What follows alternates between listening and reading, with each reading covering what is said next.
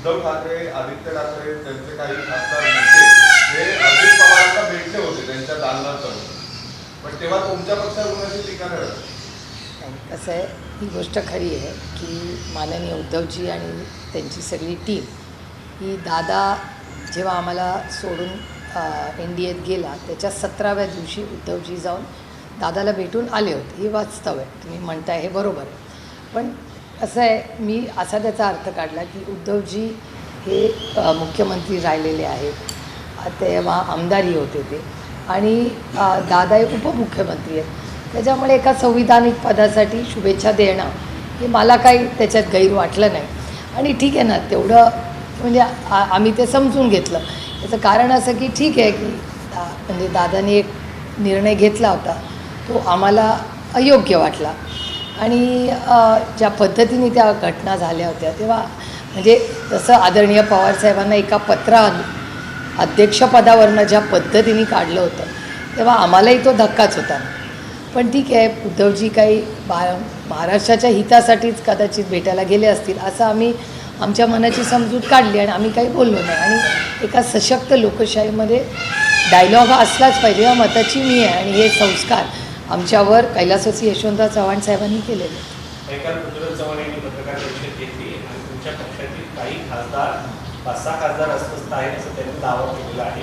तुमची प्रतिक्रिया? खरं तर रेवतीच्या लग्नासाठीच पृथ्वीराज बाबा आले होते, तेव्हाच माझी त्यांची भेट झाली. त्याच्यानंतर आमच्या कुठल्या खासदारांची त्यांची कुठली भेट झाली आणि कोण त्यांना अस्वस्थ वाटलं, कारण का मी आमच्या सगळ्या खासदार, खरं तर आम्ही सगळे 8 जण एक कुटुंब म्हणून काम करतो. रोज कुठल्या ना कामानिमित्त कशानिमित्त आम्ही 8 जण अखंड एकत्रच असतो. आम्ही आमच्या फॅमिलीज काही ना काहीतरी कामं, कुणाचा प्रवास, काही ना काहीतरी चालूच असतं. त्यामुळे आम्ही 8 ॲज अ युनिट, मला तरी वाटत नाही की पृथ्वीराज बाबांना आमच्यापैकी कोणी भेटलं आहे. पण अर्थातच ते या राज्याचे ज्येष्ठ नेते, त्यांच्या कानावर काही गोष्ट आली असेल तर माझी नैतिक जबाबदारी आहे की मी त्यांना फोन केला पाहिजे आणि विचारलं पाहिजे की काय झालं आहे. आणि आमचे 6 खासदार जे एक तर आमच्या पक्षात कोणी नाराज नाही आणि आम्ही एक कुटुंब म्हणून राहतो, त्याच्यामुळे घराच्या बाहेर जाऊन एक तर कोणी नाराज नाही आणि असला तरी तो बाहेर जाऊन बोलणार. मी तुम्हाला सांगू, गेले 12 वर्ष माझा शपथविधी तुम्ही करता. म्हणजे माननीय मोदी साहेबांचं सरकार आल्यापासून माझ्याबद्दल चर्चा त्याला 12 वर्ष होते. त्याच्यामुळे मला आश्चर्य वाटतं की 12 वर्ष तुम्हाला कसा काय कंटाळणे आला हा प्रश्न विचार. पण तुमची काही चर्चा होती की भाजपसोबत तुम्ही सत्तेत जाणार आहात का? काही आमच्याशी कोणी बोलत नाही आहे, आम्ही कुणाशी बोलत नाही, हा विषयच नाही. म्हणजे चर्चेलाच तो विषय आमच्यात नाही. तुम्ही TV वर आणि वर्तमानपत्रात अनेक वेळा बघते आणि मला गंमती वाटते. तुमचे जे सोर्सेस आहेत ते सोर्सेस कुठून या गोष्टी मॅन्युफॅक्चर करतात माहिती नाही. पण ठीक आहे, आदरणीय पवारसाहेबांनी अनेक वर्षापूर्वी एक गोष्ट मला सांगितली होती, चांगलं किंवा वाईट आपली बातमी चालते याचा अर्थ नाणं आपलं अजून खणखणीत आहे. त्यामुळे असा मी विचार करते आणि पुढे जाते.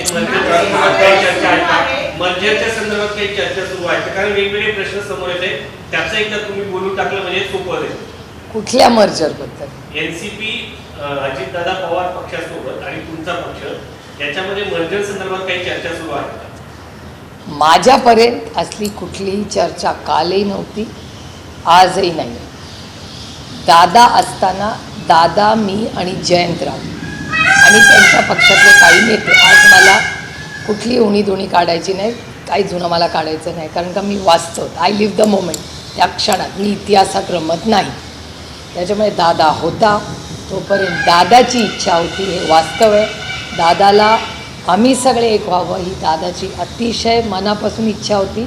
आम्ही अनेक वेळा भेटलो होतो आणि आम्ही एकत्र येणार आणि पुढे काय करायचं हे आमचं आणि दादाचं ठरलं होतं. आता दादा आज नाही, त्याच्यामुळे मला तो विषय काढायचा नाही. माझा भाऊ आता गेला, त्याच्यामुळे मला त्या इतिहासात रमायचं नाही.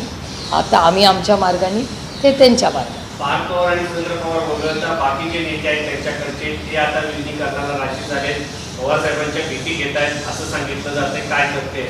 आदरणीय पवारसाहेबांना कोणीही भेटलेलं नाही. प्रफुल्लभाई अनेक वेळा आमच्या घरी गेले 60-50 वर्ष येत आहेत. असे ते कधीतरी येतात, कधी लपून छपून येत नाही. सुनील तटकरे एकदा आले होते, पण जसे सुनील तटकरे आले तसे भुजबळ साहेबही आलेले आहेत मागे. अनेक आमदार येतात, मकरंद पाटील येतात. कारण का आमच्यामध्ये ठीक आहे त्यांनी एखादा निर्णय घेतला, पण आम्ही आमचे कौटुंबिक आणि वैयक्तिक संबंध म्हणजे रेवतीच्याही लग्नाला हे सगळेच आले होते. त्यांना आमंत्रणही होतं. भुजबळ साहेब आशीर्वाद द्यायला आले होते, मकरंद आलं, किती लोक आले होते. फक्त हसन मुश्रीफ आले नव्हते, बाकी सगळेच आले होते आणि सगळ्याच पक्षाचे लोक आले होते. त्याच्यामुळे मला असं वाटतं की जे काय 2-3 वर्षापूर्वी झालं मी मूव्ड ऑन आणि माझ्या त्यांना शुभेच्छा आहेत आणि आम्ही आमच्या घरामध्ये समाधानी आहोत आणि सुखी आहोत. एक मिनिट बघा, काँग्रेसमध्ये देखील विलीनीकरणाच्या संदर्भामध्ये सातत्याने चर्चा होतात. या संदर्भात देखील तुम्ही एकदा भाष्य करू नका, काय विषय? राष्ट्रवादी काँग्रेस शरदचंद्र पवार हा कुठेही विलिनीकरणच्या चर्चेत नाही. काँग्रेसकडून कुठलाही प्रस्ताव आम्हाला नाही, आम्ही काँग्रेसला प्रस्ताव दिलेला नाही. आणि आमचे आणि काँग्रेसचे अतिशय प्रेमाचे जिव्हाळ्याचे संबंध कालही होते, आजही आहेत आणि उद्याही राहतील. म्हणजे मी दिल्लीला आल्यावर दरवेळीच मी प्रियंका गांधींची वेळ मागते. शक्य असेल तर आम्ही नक्की भेटतो. महाराष्ट्रात काय चाललं आहे, राजकीय, सामाजिक, आर्थिक परिस्थिती काय आहे राज्याची, याच्यावर अनेक वेळा त्यांच्याशी चर्चा होते. अनेक JPCजमध्ये प्रियंकाजी आणि मी एकत्रही आहोत. त्याच्यामुळे मग काँग्रेस आणि राष्ट्रवादीच्यामध्ये काय चर्चा झाली पाहिजे किंवा राहुलजींची मी वेळ घेते आणि त्यांच्याशी संपर्क साधून काय साधारणपणे राज्यात चाललेलं आहे किंवा देशात चाललं आहे याची चर्चा अनेक वेळा आमच्या सगळ्यांमध्ये होते. आमचे अतिशय जिव्हाळ्याचे प्रेमाचे संबंध आहेत. राहुलजीही रेवती आणि सारंगला आशीर्वाद द्यायसाठी खडके साहेब असतील हे सगळे आले होते आणि त्याच्यामुळे आम्ही एक मित्र पक्ष म्हणून आम्ही कालही एकत्र होतो, आजही येऊ आणि उद्याही.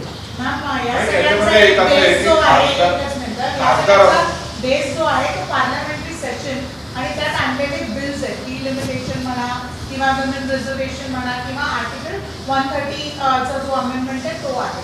आणि TMC नंतर एकनाथ शिंदे आणि आता जेव्हा तुमच्या चर्चा होत आहेत तर तुमचा या सगळ्यांना कसं काय सपोर्ट असेल आणि काय हे मत असेल? एकतर महिला आरक्षणाचं बिल आम्ही एकमताने पास केलं आहे सगळ्याच पक्षांनी एकत्र. आणि आता डिलिमिटेशन कमिशन तर आता बसेलच, कारण का त्याची वेळही आली आहे. आता डिलिमिटेशनमध्ये NDAने आम्हाला एक प्रस्ताव दिला होता की 50% सीट प्रत्येक राज्यात वाढतील, असा जो प्रस्ताव केला होता. त्या प्रस्तावाला आम्ही सांगितलं आम्हाला लेखी द्या, कारण का त्याच्यानंतर आम्ही सगळे इंडिया अलायन्समध्ये चर्चा करू आणि त्याच्यातून निर्णय घेऊ आणि त्याच्यात सगळ्याच राज्यांना समान न्याय मिळेल असं भारत सरकारने आम्हाला सांगितलं. त्याच्यामुळे जर सगळ्यांना न्याय मिळत असेल तर आम्ही चर्चेला बसायला तयार आहोत, असं आमच्या सगळ्यांचीच भावना आणि भूमिका होती. पण तसं ठोस काही केंद्र सरकारकडून आमच्याकडे अजूनही प्रस्ताव आलेला नाही. जर भविष्यात आला तर डिलिमिटेशन जर होणारच असेल तर ते सगळ्यांच्या संमतीने जे निर्णय प्रक्रियेत आणि संविधानाच्या चौकटीत आहे त्याप्रमाणे व्हावं. लोकसभेच्या जागा वाढवण्याचं पण तो प्रस्ताव ऑफिशियली आलेला नाही. जोपर्यंत ऑफिशियली येत नाही त्याच्यावर आम्ही कसं बोलणार, भाष्य कसं करणार? याशिवाय खासदार अस्वस्थ आहेत, हे काही खरं आहे का तुमच्या? खासदार अस्वस्थ आहेत. 8ही खासदार अस्वस्थ आहेत, कधी 4, कधी 2, कधी 3. म्हणजे मला असं विचाराल ना तर त्यातली गंमत पण निघून गेली. कारण आम्ही 8ही खासदार कालही एकत्र होतो, आजही एकत्र आणि उद्याही राहू.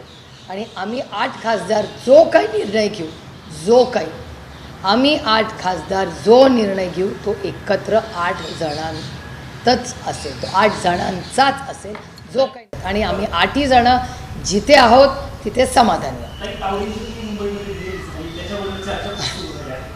अहो विनोदजी आणि मी एका JPCमध्ये आहोत, जॉईंट पार्लमेंटरी कमिटीमध्ये आम्ही एकत्र आहोत. आम्ही आठवड्यातून 2 वेळा भेटतो. काल पण होती ती कमिटी मीटिंग, पण ते बिहारला इलेक्शनच्या प्रचारासाठी गेले. आज कदाचित होईल. आता 11 वाजता आहे माझी JPC.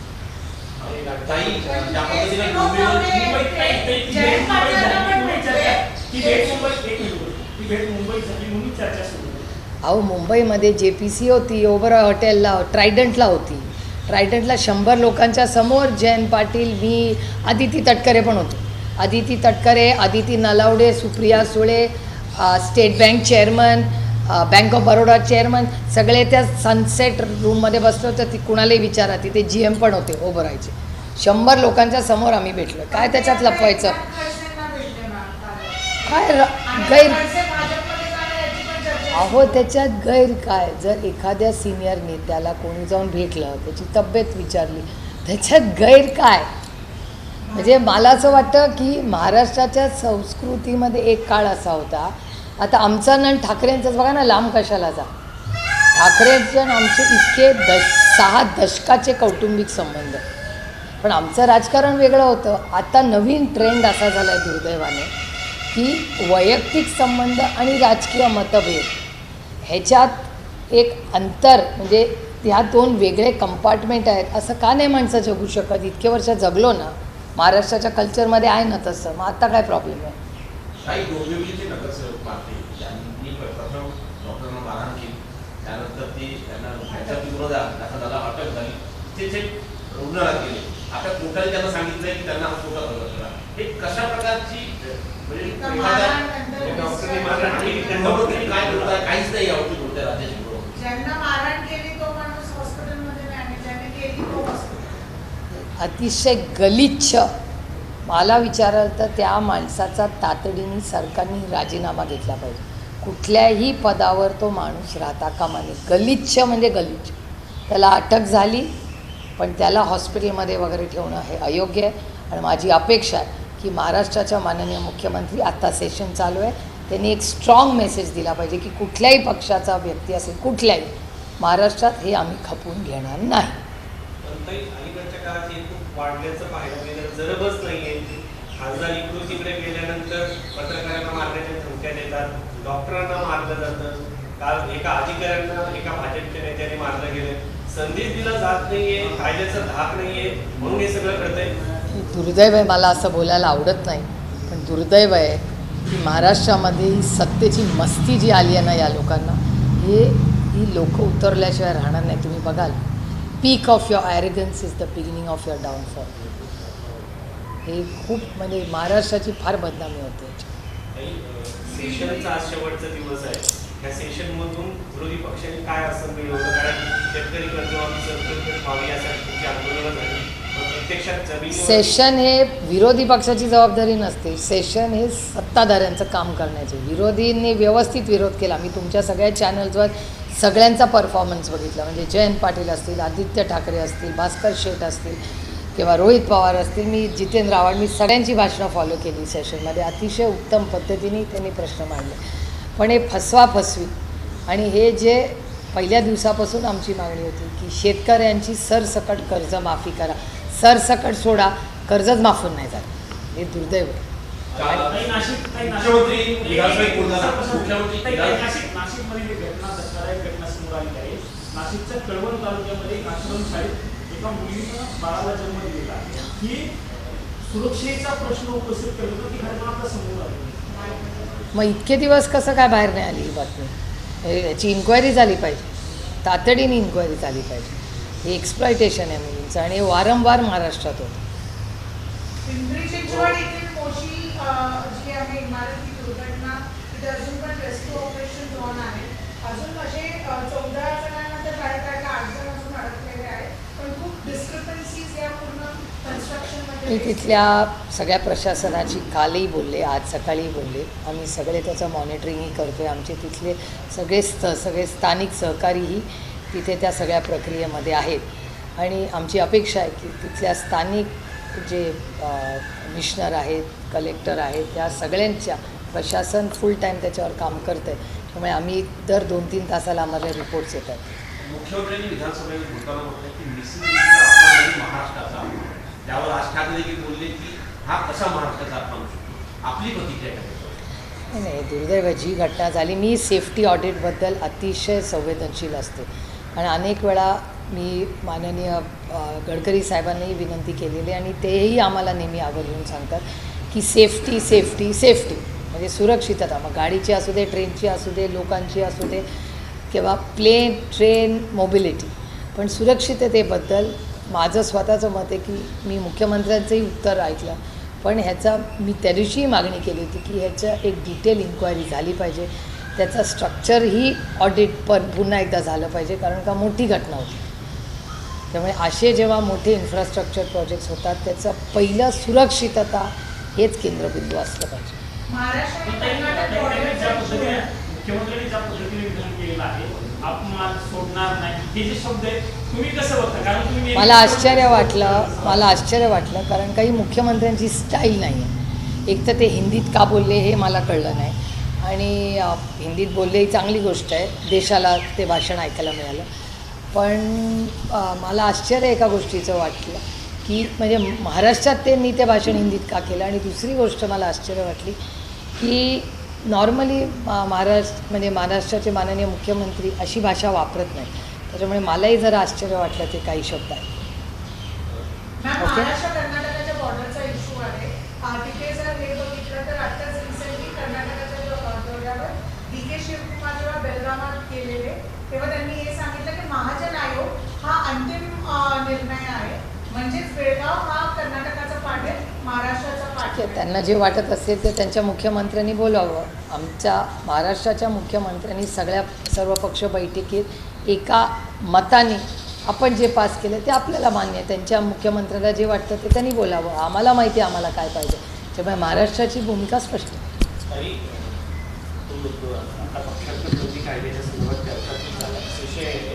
या संदर्भात काही आवाज नाही, मी तर प्रायव्हेट मेंबर्स बिल मूव्ह करते या बाबतीत. तर त्या प्रायव्हेट मेंबर्स बिलवर माझं काम चालू आहे आणि त्याच्यामुळे मी यावर्षी जमलं तर ह्याच सेशनला ते सबमिट करणार.